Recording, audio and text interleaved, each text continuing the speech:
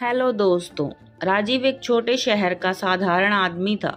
BCom करने के बाद उसे सरकारी नौकरी नहीं मिली, लेकिन वह मेहनती और ईमानदार था। शादी के बाद उसकी जिंदगी में खुशी आ गई थी। उसकी पत्नी रश्मि सुंदर और हंसमुख उसकी जिंदगी की रोशनी थी।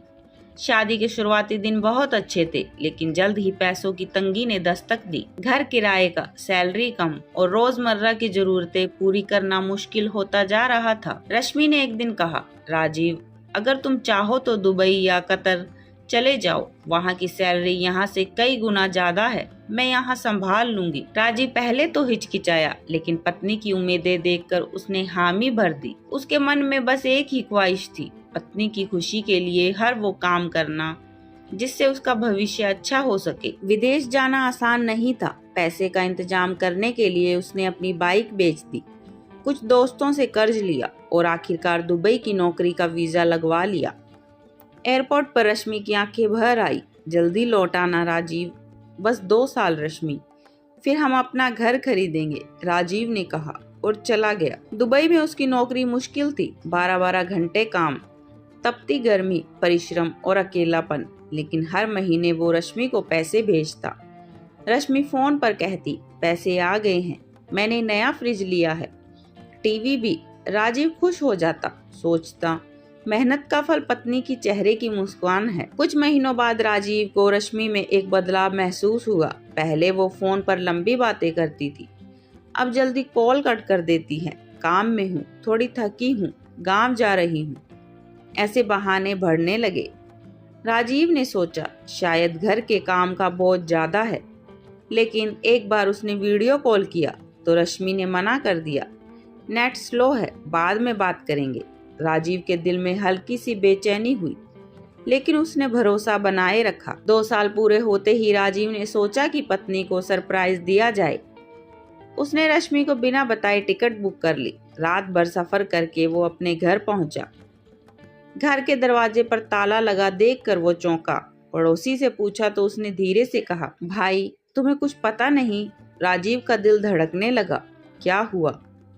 पड़ोसी ने बस इतना कहा, तुम अंदर जाओगे तो खुद समझ जाओगे। राजीव ने किसी तरह घर का दरवाजा खोला।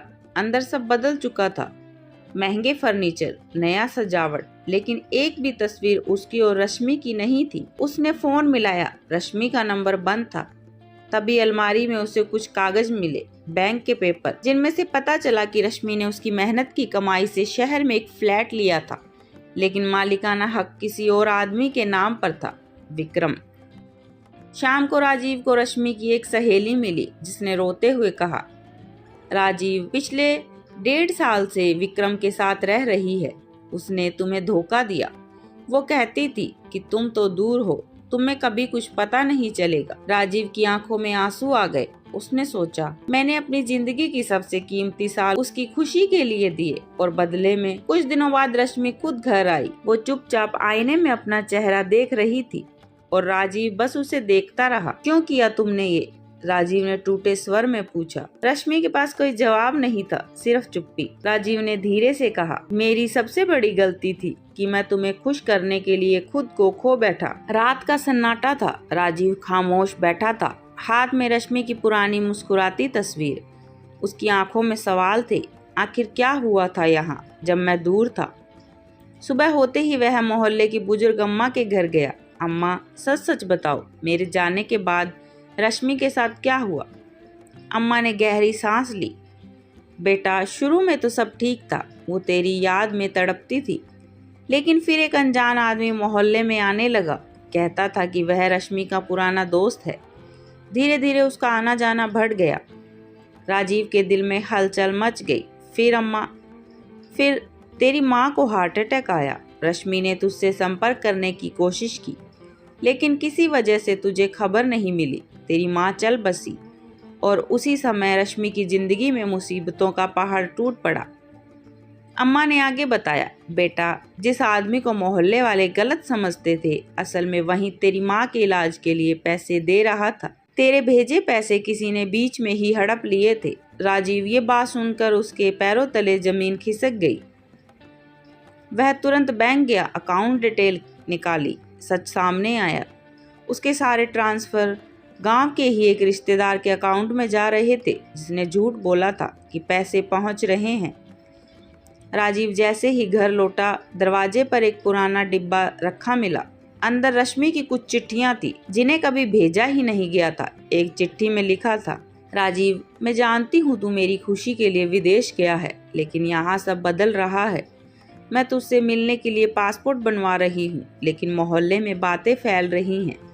तेरी माँ की तबीयत बहुत खराब है और मैं अकेले सब नहीं संभाल पा रही।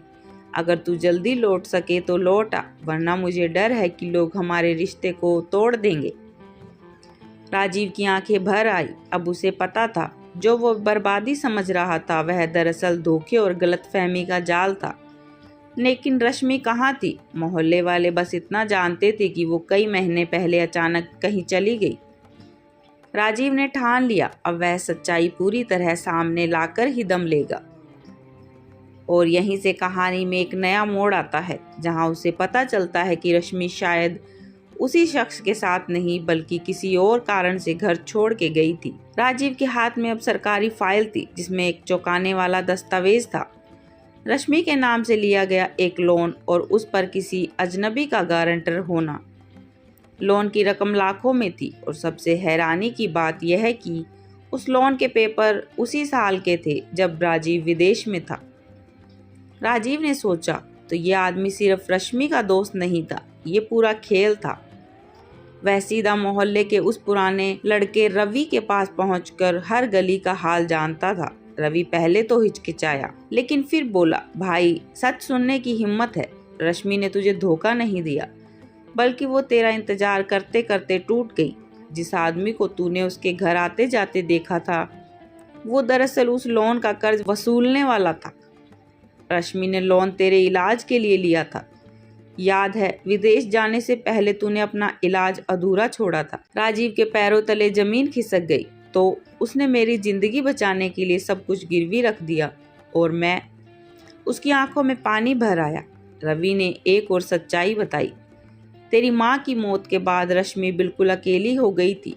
कर्ज चुकाने के लिए उसने अपने गहने, घर का सामान सब बेच दिया, लेकिन मोहल्ले वालों ने उसकी मदद करने के बजाय बदनाम कर दिया।